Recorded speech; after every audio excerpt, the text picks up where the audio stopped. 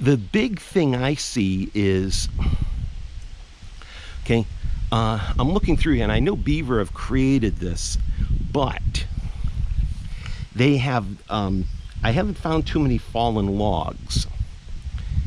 And Brian, you know, and I'm not saying there isn't, but it's still going to be kind of a hard thing to do, to take those fallen logs and create a raft. Oh, I just heard a cracking. Oh, bullfrog. They're good eating. Another bullfrog. I should have took a pole with a hook and a piece of red cloth. Would have had me a nice meal for lunch. Okay. Well, anyways, I know some of you city guys are going to flip out over that, but that's all right. Anyways, getting back to what I was talking about here.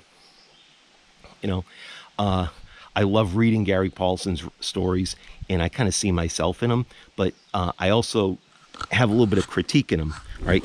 Keep in mind that the Paulson stories are entertaining. That doesn't mean they have useful information, because just for your information, his original story, Hatchet, was written while he was on the Iditarod Trail. That's a big sled dog race across Alaska.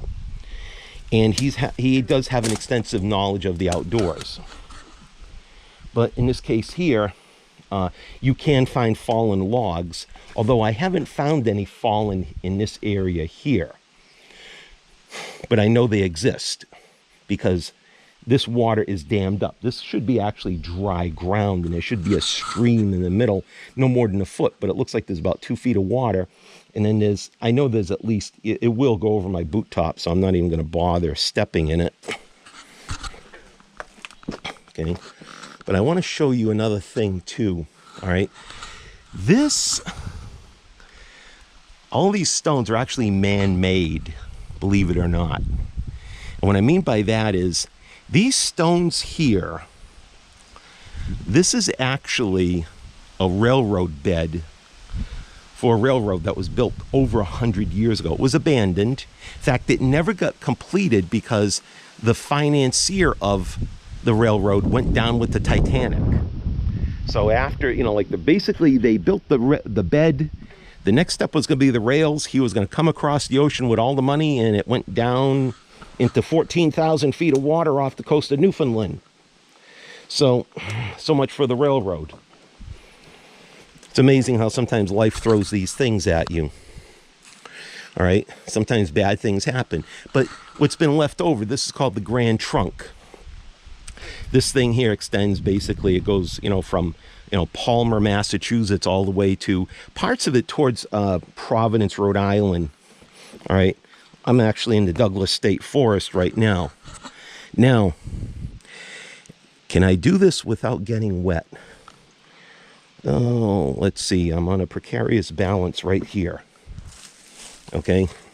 This is where the stream flows through. And when I was a kid, there were no beaver. Okay.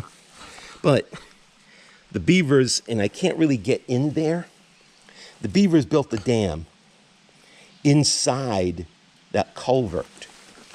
Okay, it's a stone culvert over 100 years old. They built the dam inside that, and that's why this is all flooded. So I don't see any cut down trees where if I had to make a raft or anything of that nature, I would find them. But that's not to say it doesn't happen. Okay, my cousin's farm, he's got a beaver problem, and he has plenty of cut down trees.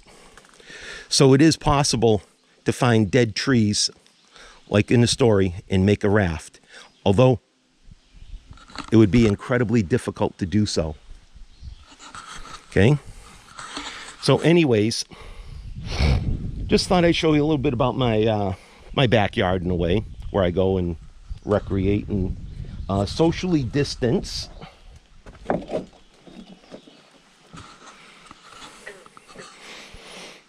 And the next story, because I promised to do this little survival trick, okay? But I'm going to have to go to another spot. Oh, I got to climb that? We'll see how out of shape I am. Okay? Stay safe and do your assignments. Thank you.